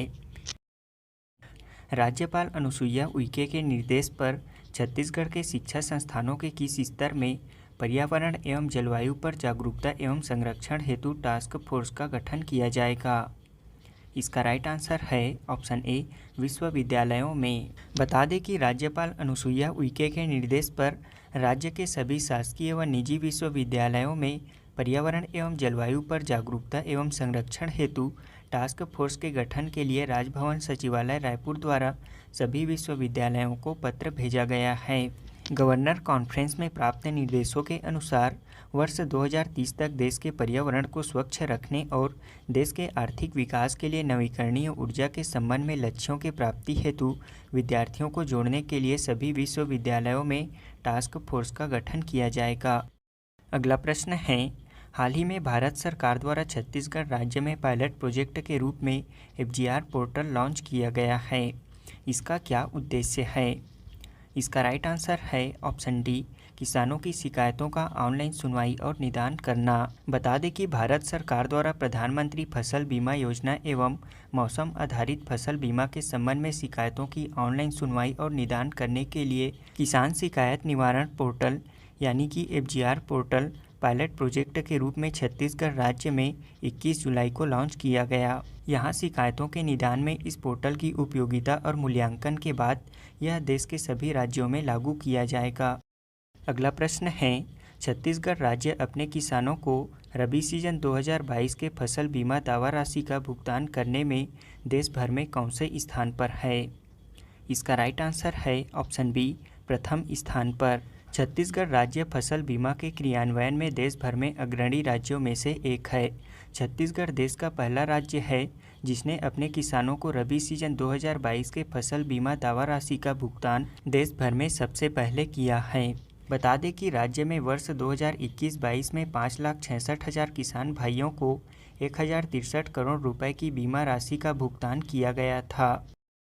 अगला प्रश्न है, हाल ही में मुख्यमंत्री भूपेश बघेल द्वारा प्रदेश के किस स्थान में नवनिर्मित क्रिकेट स्टेडियम का लोकार्पण किया गया? इसका राइट आंसर है ऑप्शन सी, कुम्हारी दुर्ग में। मुख्यमंत्री भूपेश बघेल द्वारा दुर्ग जिले के कुम्हारी में 4.5 करोड़ रुपए की लागत से बने स्टेडियम का लोकार्पण किया गया। इस दौरान मुख्यमंत्री भूपेश बघेल ने कुम्हारी के नागरिकों के प्रस्ताव पर स्टेडियम का नाम स्वर्गीय मिनी माता के नाम पर रखने की घोषणा भी की। वहीं नगरपालिका भवन कुम्हारी का भी लोकार्पण किया गया। अगला प्रश्न है, छत्तीसगढ़ सरकार द्वारा निम्न में से किस खाद्यान्न को खरीफ विपणन वर्ष 2022-23 में किसानों से समर्थन मूल्य पर खरीदा जाएगा? इसका राइट आंसर है ऑप्शन बी, अरहर, उड़द और मूंग को। बता दें कि छत्तीसगढ़ सरकार द्वारा खरीफ विपणन वर्ष 2022-23 में किसानों से समर्थन मूल्य पर अरहर, उड़द और मूंग की खरीदी की जाएगी। इसका उपार्जन छत्तीसगढ़ राज्य सहकारी विपणन संघ मार्कफेड के माध्यम से किया जाएगा।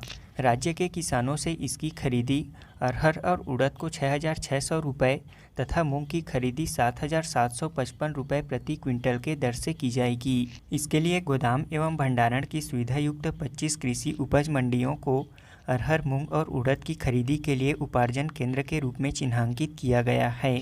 छत्तीसगढ़ राज्य कृषि विकास एवं किसान कल्याण तथा जैव प्रौद्योगिकी विभाग मंत्रालय द्वारा राज्य में अरहर, उड़द एवं मूंग फसलों के न्यूनतम समर्थन मूल्य पर उपार्जन के लिए विस्तृत दिशा निर्देश सभी संभागायुक्तों, कलेक्टरों सहित मार्कफेड एवं मंडी बोर्ड को जारी किया गया है। वर्तमान में छत्तीसगढ़ सरकार द्वारा 65 प्रकार के लघु वनोपजों की खरीदी की जा रही है। छत्तीसगढ़ का पहला सरकारी अंग्रेजी मीडियम कॉलेज कहाँ खोला जाएगा? इसका राइट आंसर है ऑप्शन डी, रायपुर में। छत्तीसगढ़ का पहला सरकारी अंग्रेजी मीडियम कॉलेज राजधानी रायपुर में खोला जाएगा। बता दें कि अंग्रेजी स्कूलों की सफलता के बाद राज्य सरकार अब अंग्रेजी मीडियम कॉलेज खोलने की तैयारी कर रही है। उच्च शिक्षा विभाग ने इसके लिए तैयारियां शुरू कर दी है। राज्य सरकार द्वारा इसके खोलने के संबंध में शिक्षा सत्र 2022-23 से ही अंग्रेजी माध्यम से अध्ययन अध्यापन कार्य प्रारंभ करने का उल्लेख किया गया है। छत्तीसगढ़ का पहला सरकारी अंग्रेजी मीडियम कॉलेज रायपुर में खोला जा रहा है। हमारा अगला प्रश्न है, हाल ही में छत्तीसगढ़ सरकार द्वारा NRI सेल का गठन किया गया है। इसके समन्वयक कौन नियुक्त किए गए हैं? इसका राइट आंसर है ऑप्शन सी, पल्लव शाह। बता दें कि छत्तीसगढ़ सरकार द्वारा हाल ही में NRI सेल का गठन किया गया है, जिसके समन्वयक भारतीय मूल के कोरबा निवासी पल्लव शाह को मनोनीत किया गया है। NRI सेल के गठन का उद्देश्य विभिन्न देशों में निवासरत छत्तीसगढ़ के प्रवासी भारतीयों को एक सूत्र में जोड़ने तथा प्रदेश की कला, संस्कृति एवं साहित्य को संजोए रखने के लिए किया गया है। वर्तमान में पल्लव शाह बोस्टन USA में निवासरत है। NRI सेल के माध्यम से छत्तीसगढ़ी कला, संस्कृति एवं साहित्य को संजोए रखने के साथ साथ प्रवासी भारतीयों के लिए तथा जीवन संपर्क बनाए रखने तथा राज्य की प्रगति के लिए ऐसे अप्रवासी भारतीयों से सुझाव सूचनाएं प्राप्त करने व उनके क्रियान्वयन करने की दिशा में कार्य किया जाएगा। अगला प्रश्न है, राष्ट्रीय व अंतर्राष्ट्रीय स्तर पर छत्तीसगढ़ राज्य के किस स्थान में विवेकानंद की स्मृति पर 16वां राष्ट्रीय स्मारक का निर्माण किया जाएगा? इसका राइट आंसर है ऑप्शन बी, रायपुर में। राष्ट्रीय व अंतर्राष्ट्रीय स्तर पर छत्तीसगढ़ की राजधानी रायपुर में विवेकानंद की स्मृति पर 16वां राष्ट्रीय स्मारक का निर्माण किया जाएगा। बता दें कि स्वामी विवेकानंद के अमेरिका में 3 और भारत में 12 स्मारक हैं। रायपुर में बनने वाला स्मारक स्वामी विवेकानंद का 16वां स्मारक होगा। मुख्यमंत्री भूपेश बघेल ने स्वामी विवेकानंद के चित्र के समक्ष द्वीप प्रज्वलित कर आज़ादी के अमृत महोत्सव के तहत आयोजित इस राष्ट्रीय सम्मेलन के दौरान इसके स्थापना की घोषणा की। बता दें कि स्वामी विवेकानंद कोलकाता के बाद सबसे अधिक रायपुर में समय बिताए थे। अगला प्रश्न है, छत्तीसगढ़ सरकार ने नई फिल्म नीति के तहत छत्तीसगढ़ी फिल्मों में इंटरनेशनल अवार्ड जीतने पर कितने करोड़ रुपए प्रोत्साहन राशि देने का प्रावधान किया है? इसका राइट आंसर है ऑप्शन ए, 5 करोड़ रुपए। छत्तीसगढ़ सरकार ने नई फिल्म नीति के तहत छत्तीसगढ़ी फिल्मों में इंटरनेशनल अवार्ड जीतने पर 5 करोड़ रुपए राशि देने का प्रावधान किया है। वहीं नेशनल अवार्ड जीतने वाली फिल्मों को 1 करोड़ रुपए प्रोत्साहन राशि दी जाएगी। इस फैसले के तहत तैयार नई फिल्म नीति में साल 2021 के लिए छत्तीसगढ़ में बनी फिल्म फूलन द मैच को राष्ट्रीय फिल्म पुरस्कार से सम्मानित किया गया है। वहीं यह फिल्म छत्तीसगढ़ सरकार द्वारा घोषित नई फिल्म नीति की श्रेणी में आने पर 1 करोड़ रुपए का पुरस्कार भी दिया गया है। मधेसर पहाड़ छत्तीसगढ़ के किस जिले में स्थित है? इसका राइट आंसर है ऑप्शन ए, जशपुर जिले में। जशपुर जिला अंतर्गत जशपुर कुनकुरी रोड में नेशनल हाईवे 43 के चराईडांड के पास मधेसर पहाड़ स्थित है। इस पहाड़ को लोग सबसे बड़ा शिवलिंग मानते हैं। बता दें कि साल 2017 में गणतंत्र दिवस की झांकी में वन विभाग ने इस पहाड़ की झांकी को विश्व के सबसे बड़े शिवलिंग के रूप में पेश किया था। यह पहाड़ लोगों की धार्मिक आस्था का केंद्र है, जिसे लोग शिवलिंग के रूप में पूजते हैं। इस पहाड़ी की चोटी पर शिव मंदिर स्थित है, जहां लोग बड़ी संख्या में जलाभिषेक के लिए पहुंचते हैं। अगला प्रश्न है, प्रदेश के किस जिला क्षेत्र के जंगल में इंडियन जायंट फ्लाइंग स्क्विरल यानी कि उड़न गिलहरी देखी गई है? इसका राइट आंसर है ऑप्शन सी, बचेली दंतेवाड़ा में। हाल ही में दंतेवाड़ा जिले के बचेली इलाके के कड़मपाल के पास जंगल में पहली बार इंडियन जायंट फ्लाइंग स्क्विरल यानी कि उड़ने वाली गिलहरी देखी गई है। इस क्षेत्र में ऐसे और कई जीव मिल चुके हैं जो कि विलुप्त के कगार पर है। इन्हीं में से एक है इंडियन जायंट फ्लाइंग स्क्विरल। यह दिखने में चमगादड़ की तरह दिखाई देता है। भारत में उड़ने वाली गिलहरियों की कुल 10 प्रकार की प्रजातियां पाई जाती है। हाल ही में वैज्ञानिकों ने 2 और नई प्रजाति के मिलने का दावा किया है। इसके साथ ही अब यह संख्या बढ़कर 12 हो गई है। हमारा अगला प्रश्न है, छत्तीसगढ़ के 56,494 सरकारी, निजी एवं केंद्रीय स्कूलों में कितने स्कूल सबसे स्वच्छ स्कूल के रूप में चयनित किए गए हैं? इसका राइट आंसर है ऑप्शन बी, 26 स्कूल। छत्तीसगढ़ के 56,494 सरकारी, निजी एवं केंद्रीय स्कूलों में 26 स्कूल सबसे स्वच्छ स्कूल के रूप में चयनित किए गए हैं। इन स्कूलों को राज्य स्तर पर पुरस्कृत किया जाएगा। वहीं राष्ट्रीय स्तर के पुरस्कार के लिए इन स्कूलों के नाम भारत सरकार को भेजे गए हैं। भारत सरकार के शिक्षा मंत्रालय, स्कूल शिक्षा एवं साक्षरता विभाग द्वारा हर साल स्वच्छ विद्यालय पुरस्कार प्रदान किया जाता है। वर्ष 2021-22 में 28 जिलों के 56,494 स्कूलों में से 55,217 स्कूलों ने पुरस्कार के लिए आवेदन किए थे, जिसमें से 2,473 स्कूलों ने 5 स्टार प्राप्त किए थे। वहीं इन 26 स्कूलों को ओवरऑल रैंकिंग के आधार पर 10 प्राथमिक एवं 10 माध्यमिक स्कूलों के साथ ही उप श्रेणी के आधार पर 6 श्रेणी से स्कूल चुने गए हैं। हाल ही में उत्तर बस्तर कांकेर जिला के हेल्थ एंड वेलनेस सेंटर कोटतरा को बेहतरीन कार्य के लिए जिला कलेक्टर द्वारा कायाकल्प अवार्ड से सम्मानित किया गया है। बता दें कि कांकेर जिला के चरामा विकासखंड अंतर्गत कोटतेरा के हेल्थ एंड वेलनेस सेंटर को बेहतरीन कार्य करने के लिए कलेक्टर प्रियंका शुक्ला के द्वारा कायाकल्प अवार्ड से सम्मानित किया गया है। छत्तीसगढ़ से किसने लद्दाख के 6,250 मीटर ऊंची चोटी कांग यास्ते 2 पर चढ़ाई कर नया कीर्तिमान स्थापित किया है?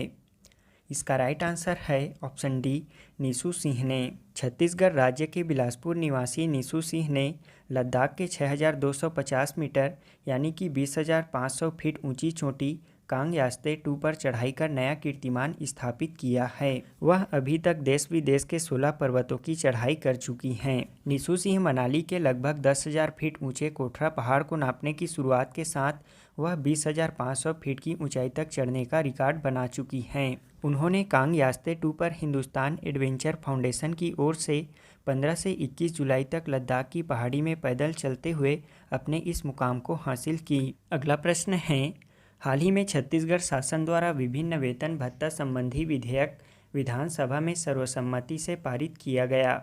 इसके तहत मुख्यमंत्री के वेतन भत्तों को बढ़ाकर कितना किया गया है? इसका राइट आंसर है ऑप्शन डी, 2,05,000 प्रति माह।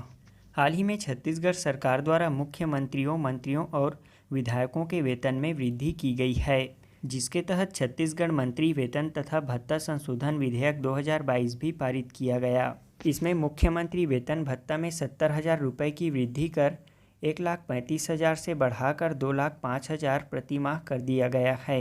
वहीं अन्य मंत्रियों में वेतन वृद्धि 1,30,000 से बढ़ाकर 1,90,000, संसदीय सचिव का 1,21,000 से बढ़ाकर 1,75,000, विधानसभा अध्यक्ष का 1,32,000 से बढ़ाकर 1,95,000, उपाध्यक्ष का 1,28,000 से बढ़ाकर 1,80,000, नेता प्रतिपक्ष का 1,30,000 से बढ़ाकर 1,90,000 और विधायक का 1,10,000 से बढ़ाकर 1,60,000 प्रति माह किया गया है। इस वेतन और भत्तों में वृद्धि से राज्य के खजाने पर लगभग 6,81,00,000 रुपए का अतिरिक्त बोझ पड़ेगा। अगला प्रश्न है, केंद्रीय स्वास्थ्य एवं परिवार कल्याण मंत्रालय द्वारा छत्तीसगढ़ राज्य को पुरुष नसबंदी पखवाड़ा में उत्कृष्ट कार्यों के लिए कितने पुरस्कारों से सम्मानित किया गया है? इसका राइट आंसर है ऑप्शन बी, 3 पुरस्कारों से। बता दें कि छत्तीसगढ़ को पुरुष नसबंदी पखवाड़ा में उत्कृष्ट कार्यों के लिए केंद्रीय स्वास्थ्य एवं परिवार कल्याण मंत्रालय ने 3 पुरस्कारों से सम्मानित किया है। पुरुष नसबंदी पखवाड़ा के दौरान 2019, 2020 और 2021 में छत्तीसगढ़ राज्य देश भर में शीर्ष प्रथम स्थान पर है, जिसके तहत छत्तीसगढ़ राज्य को केंद्रीय स्वास्थ्य राज्य मंत्री डॉक्टर भारती प्रवीण पवार ने नई दिल्ली में आयोजित कार्यक्रम में 3 पुरस्कारों से सम्मानित किया है। वहीं पुरुष नसबंदी के लिए व्यक्तिगत रूप से 2 और पुरस्कार प्राप्त हुए हैं, जिसमें सर्वाधिक पुरुष नसबंदी के लिए डॉक्टर संजय नवल को राष्ट्रीय स्तर पर द्वितीय पुरस्कार मिला है। वहीं पुरुष नसबंदी के लिए दंपत्ति मोटिवेशन की श्रेणी में रायपुर जिले के तिल्दा की मितानिन केवरा वर्मा को पुरस्कृत किया गया है। अभी तक पुरुष नसबंदी पखवाड़ा के दौरान पिछले 3 वर्षों में प्रदेश में 3,212 पुरुषों की नसबंदी की गई है। छत्तीसगढ़ राज्य में मुख्यमंत्री भूपेश बघेल द्वारा गोधन न्याय योजना के तहत गौमूत्र खरीदी का ऐतिहासिक शुभारंभ किस तिथि से किया गया? इसका राइट आंसर है ऑप्शन सी, 28 जुलाई से। छत्तीसगढ़ राज्य में मुख्यमंत्री भूपेश बघेल द्वारा गोधन न्याय योजना के तहत गौमूत्र खरीदी का ऐतिहासिक शुभारंभ 28 जुलाई 2022 हरेली तिहार के अवसर पर किया गया। इसके तहत मुख्यमंत्री भूपेश बघेल ने चंद्रखुरी के निधि स्व सहायता समूह को 5 लीटर गौमूत्र 20 रुपये में बेचकर राज्य के पहले विक्रेता बने। वहीं निधि स्व सहायता समूहों ने गौमूत्र विक्रय की यह राशि भूपेश बघेल के आग्रह पर मुख्यमंत्री सहायता कोष के खाते में जमा की। बता दें कि छत्तीसगढ़ राज्य देश का पहला राज्य बन गया है जो पशुपालक ग्रामीणों को 2 रुपये किलो में गोबर खरीदी के बाद अब 4 रुपये लीटर में गौमूत्र की खरीदी कर रहा है। इस 28 जुलाई 2022 को हरेली पर्व से छत्तीसगढ़ में गौमूत्र की सरकारी खरीदी की विधिवत शुरुआत हो गई है। राज्य में गोधन न्याय योजना की शुरुआत छत्तीसगढ़ में आज से 2 साल पहले 20 जुलाई 2020 को हरेली पर्व के दिन से प्रारंभ हुई थी। इसके तहत गौठानों में पशुपालक ग्रामीणों से 2 रुपये किलो की दर से गोबर खरीदी की जा रही है। अगला प्रश्न है, मुख्यमंत्री भूपेश बघेल द्वारा हरेली के अवसर पर प्रदेश के किस स्थान में कंप्लीट एग्रीकल्चर ड्रोन सॉल्यूशन को लॉन्च किया गया? इसका राइट आंसर है ऑप्शन सी, पाटन विकासखंड के ग्राम करसा में। बता दें कि मुख्यमंत्री भूपेश बघेल द्वारा हरेली तिहार के अवसर पर आयोजित कार्यक्रम में कंप्लीट एग्रीकल्चर ड्रोन सॉल्यूशन को लॉन्च किया गया। इस हाईटेक एग्रीकल्चर ड्रोन के माध्यम से 4 एकड़ खेतों में आधे घंटे के भीतर दवा का छिड़काव हो सकेगा। इस मशीन के माध्यम से दवा की मात्रा भी निर्धारित हो सकेगी। इससे प्रदेश के किसानों को समय और लेबर की परेशानी से मुक्ति मिलेगी। एग्रीकल्चर ड्रोन सॉल्यूशन के साथ ही एग्री एम्बुलेंस भी होगी, जिसमें एग्रीकल्चर लैब की सुविधा भी होगी, जिससे किसान मिट्टी का परीक्षण भी करा सकेंगे। यह तकनीक पीपीपी मॉडल पर कार्य करेगा। इससे 20 गाँव में एक मशीन के माध्यम से कार्य किया जाएगा।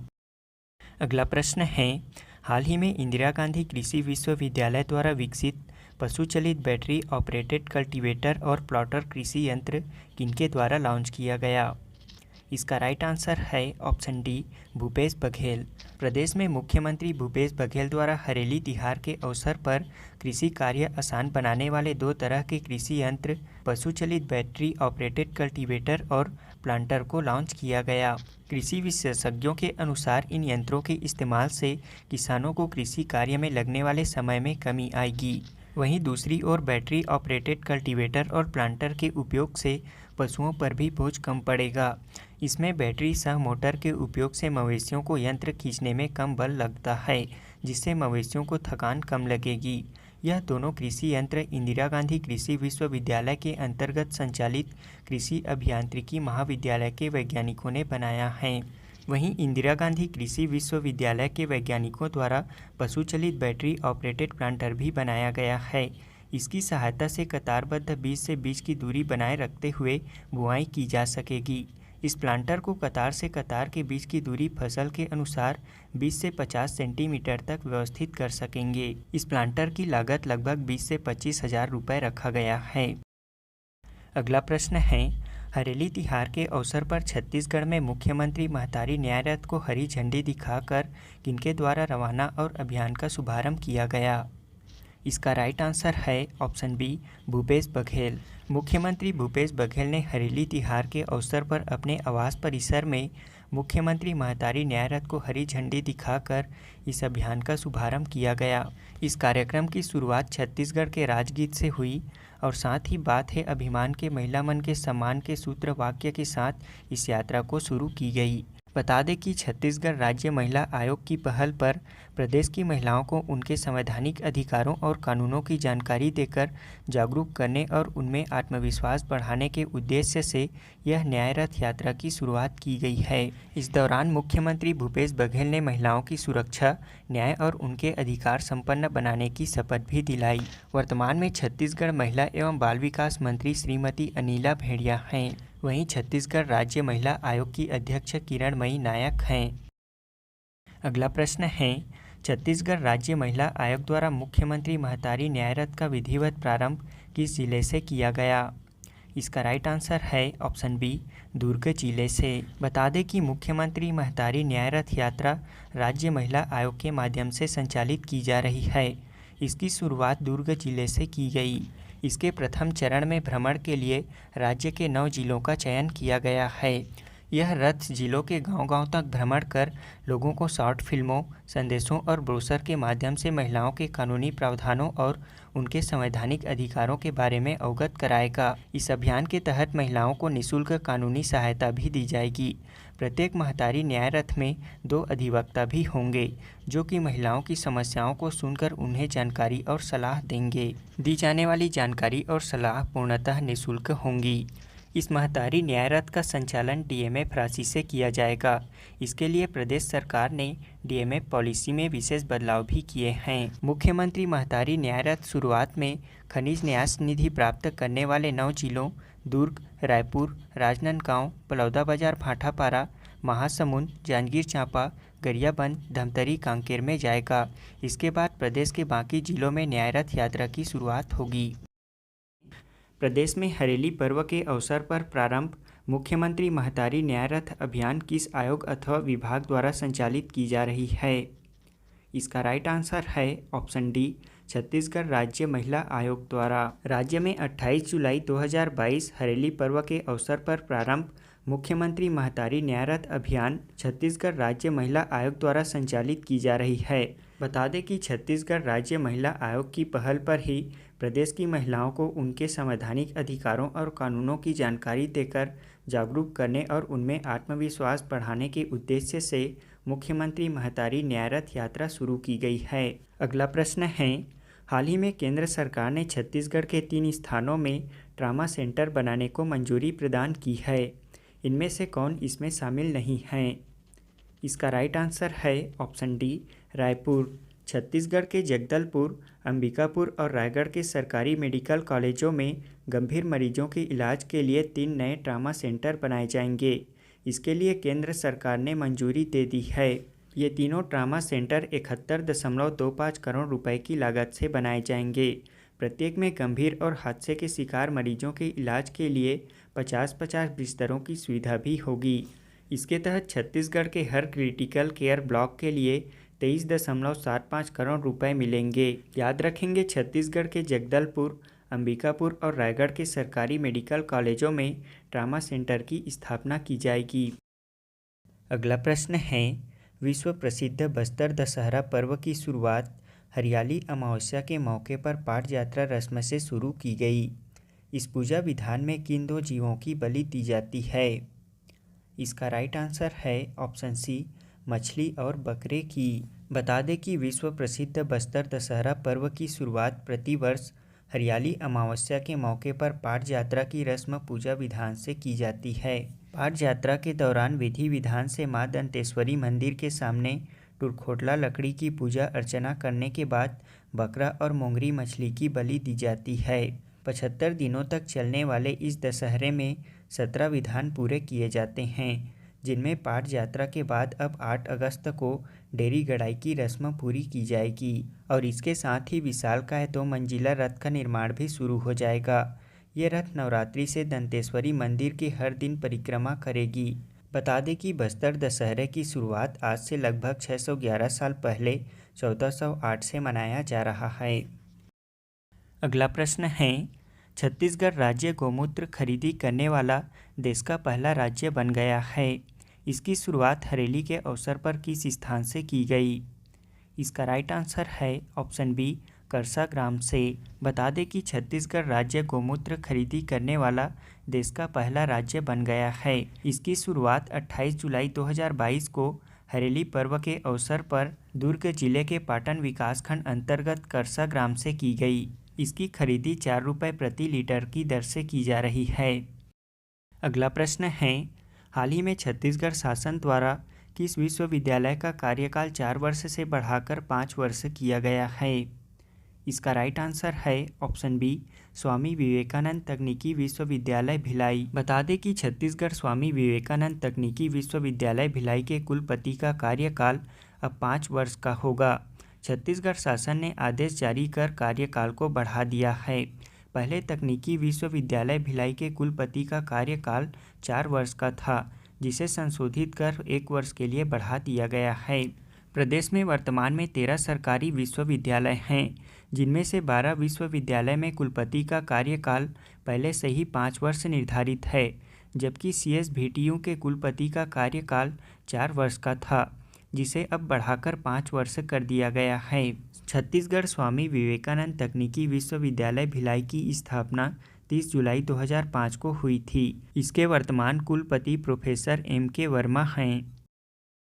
हाल ही में छत्तीसगढ़ के किस क्षेत्र में दुनिया के सबसे छोटे प्रजाति का हिरण मिला है?